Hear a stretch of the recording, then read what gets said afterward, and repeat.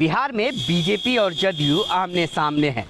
इस बार मुद्दा जनसंख्या नियंत्रण बिल और कानून को लेकर है, जहां पर सीधे तौर पे बीजेपी का कहना है कि जनसंख्या नियंत्रण कानून ही जनसंख्या को कंट्रोल करेगा, तो वहीं जदयू का मानना है कि नीतीश कुमार, माननीय मुख्यमंत्री, बिहार के जो मुख्यमंत्री हैं नीतीश कुमार के द्वारा जो महिलाओं को शिक्षा में बढ़ोतरी की गई है, महिलाओं को शिक्षित किया गया है, उसके कारण जनसंख्या दर में कमी आई है। पहले जनसंख्या दर जो 4 थी वह घटकर अब 3 पे आके अटक गई है।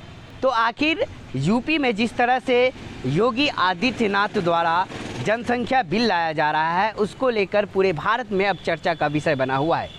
हर राज्य के बीजेपी के नेता अब यह बात कहने में लगे हैं कि यह जो कानून है, जनसंख्या नियंत्रण कानून, वह हर राज्य में लागू होना चाहिए। मैं एक डाटा आपको बता देता हूँ। जनसंख्या नियंत्रण कानून बिल लाने की आखिर वजह क्या है? जब 5 साल बीतने वाले हैं और यूपी में इलेक्शन आने वाले, उस समय यह बिल, क्या ज़रूरत थी इस बिल को लाने की? यह बिल चुनावी मुद्दा है या सच में बीजेपी के जो नेता है या बीजेपी की सरकार है वह जनसंख्या कम करना चाहती है? जनसंख्या नियंत्रण कानून क्यों ज़रूरी है? अब मैं बता दूं, देश आज़ाद हुआ था उस वक्त भारत की कुल आबादी 33 करोड़ थी। उसके बाद मुसलमानों की आबादी 33 करोड़ में से 8 करोड़ थी, हिंदुओं की आबादी 25 करोड़ और जैन, सिख, पारसी, बौद्ध की आबादी उसी में शामिल 25 करोड़ टोटल आबादी था। लेकिन यह लोग टारगेट इसलिए मुसलमानों को करते हैं क्योंकि हिंदू वोट को पोलराइजेशन कर सके।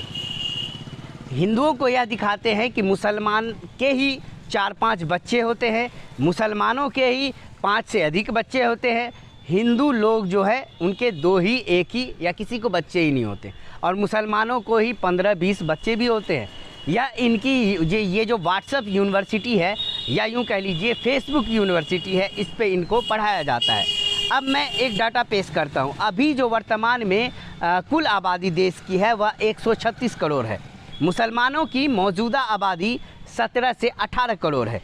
बौद्ध, सिख, जैन, पारसी, ईसाई सबके हिस्से में यदि 7 करोड़ की आबादी डाल दीजिए, बाकी किसकी आबादी बची? मतलब हिंदुओं को की कितनी आबादी है? 136 में से 25 करोड़ माइनस कीजिए, वह 25 करोड़ जिस समय आज़ादी के समय टोटल 33 करोड़ में से जो आबादी थी, टोटल जो हमारा जनसंख्या 33 करोड़ था, उसमें अभी जो 25 करोड़ माइनस कर दीजिए तो बचा 111 करोड़। 1947 से 73 वर्षों में मुसलमानों की आबादी कितनी बढ़ी है? मात्र 10 करोड़ बढ़ी है। देख लीजिए, यह जो डाटा पेश कर रहे हैं इसको समझिए। 1947 से अब तक यानी 73 वर्षों में मुसलमानों की आबादी मात्र 10 करोड़ बढ़ी है। बाकी आबादी किसकी बढ़ी है?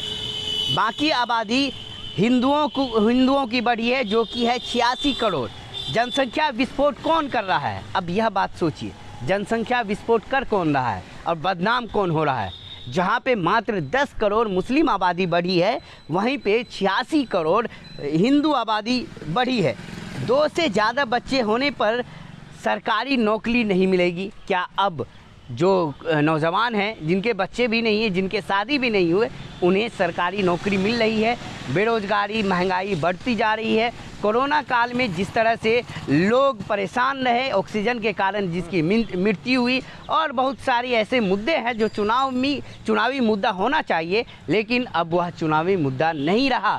अब वह चुनावी मुद्दा रहेगा भी नहीं, क्योंकि जो बीजेपी करना चाह रही है आखिरकार वही हो रहा है यूपी में, और मुद्दा बनाया जा रहा है जनसंख्या नियंत्रण कानून को। ये जनसंख्या नियंत्रण पर ये तो आदित्यनाथ यूपी के जो मुख्यमंत्री हैं उन्होंने बयान दिया है। आदित्यनाथ 5 साल से तो किया नहीं, अब चुनाव अगले वर्ष होना है, इसलिए वो एक मुद्दा उछाला है, उसको करना कुछ नहीं। वह जानते हैं कि यूपी में मुसलमानों की संख्या ज़्यादा है और बच्चे अधिक मुसलमान को होते हैं, इसलिए ऐसा मुद्दा उखाड़े जो हिंदू की भावना को जीता जा सके और अगला चुनाव हम जीते। लेकिन हमारे बिहार के जो मुख्यमंत्री हैं उसे खारिज कर दिया है। उन्होंने कहा था कि महिलाओं में शिक्षा होगी, समझ आएगी, ऑटोमेटिक यह कंट्रोल होगा। लेकिन मैं नीतीश कुमार से कहना चाहता हूँ कि यह 15-16 साल से आप शिक्षा नहीं दे पाए महिलाओं में, आप शिक्षा की कोई व्यवस्था नहीं कर पाए। आपके जो छात्र हैं, नौजवान हैं, जो महिलाएं हैं, मेडिकल के लिए, इंजीनियरिंग कॉलेज के लिए जाते हैं, कोटा जाते हैं, दिल्ली जाते हैं, आप फिर शिक्षा में सुधार की बात कर रहे हैं, शिक्षा पढ़ने की बात कर रहे हैं। आप 15-16 साल में कुछ नहीं कर पाए, तो यह नीतीश सरकार बिल्कुल फेल है। शिक्षा के मुद्दा पर इन्होंने कोई व्यवस्था नहीं की। इसके सारे छात्र और छात्राओं बाहर पढ़ने के लिए जा रहे हैं, तो शिक्षा कब होगी? आपने मध्य विद्यालय को +2 में किया, प्राथमिक विद्यालय को मध्य विद्यालय में अपग्रेड किया, लेकिन वो अभी तक आपने शिक्षक की बहाली नहीं की। यही आपकी शिक्षा व्यवस्था है, यही इसी से हमारी महिलाओं की शिक्षा बढ़ेगी और जनसंख्या ऑटोमेटिक कंट्रोल होगा। आप फेल हैं, आपसे ये संभलने वाला नहीं है। आप और बीजेपी में पड़ता नहीं है, दोनों के दो मुद्दे हैं। यह सरकार न केंद्र में चलने वाली है, न राज्य में चलने वाली है।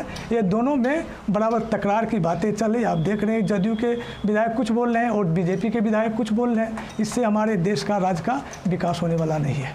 ये योगी जी जो इस टाइम बोल रहे हैं, ये अपने आप को बहुत बुद्धिजीवी अगर मुख्यमंत्री समझते हैं तो इनका कार्यकलाप समाप्त होने वाला है। ये बंगाल में जो ज़बरदस्त पटखनी खाई है, ये मात्र जनसंख्या बिल कानून को जो ला रहे हैं, ये मात्र यूपी इलेक्शन का स्टंट है। ये पोलराइजेशन करना चाहते हैं, इसीलिए ज़बरदस्ती ये थोपना चाहते हैं।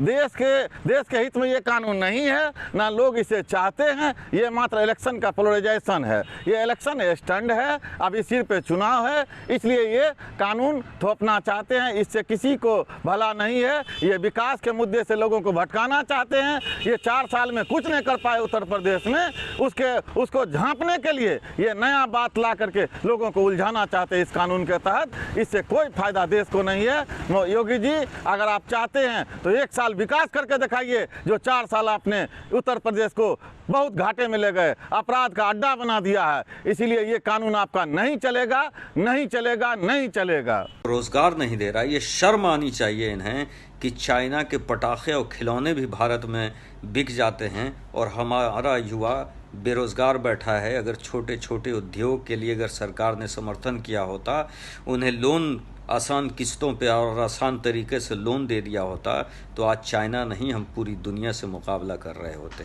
लेकिन ये देश का दुर्भाग्य है कि ऐसे लोग सरकार में बैठे हैं जिन्हें कुछ भी नहीं समझ में आता। बस वो देश की और प्रदेश की तरक्की सिर्फ इसी में जानते हैं कि इलाहाबाद का नाम बदल दो, मुग़ल सराय का नाम बदल दो, और इसी में वो जी समझते हैं। आप यकीन मानें कि पॉपुलेशन कंट्रोल से नहीं, शिक्षा से बदलाव आएगा। और एससी समाज के ख़िलाफ़ जो ये षड्यंत्र कर रहे हैं ताकि एससी समाज को सरकारी नौकरी से बाहर कर सकें, ओबीसी को तो बाहर करना इन्होंने शुरू कर दिया है। नीट में ओबीसी के समाज के आरक्षण को खा गई है और एससी समाज के आरक्षण को ख़त्म करने की ये रणनीति है, क्योंकि एससी समाज में बच्चों की संख्या ज़्यादा होती है।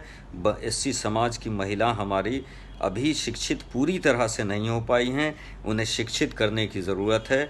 और मैं उत्तर प्रदेश के मुख्यमंत्री को ये कहना चाहता हूँ कि पॉपुलेशन कंट्रोल पे बहस कर लें।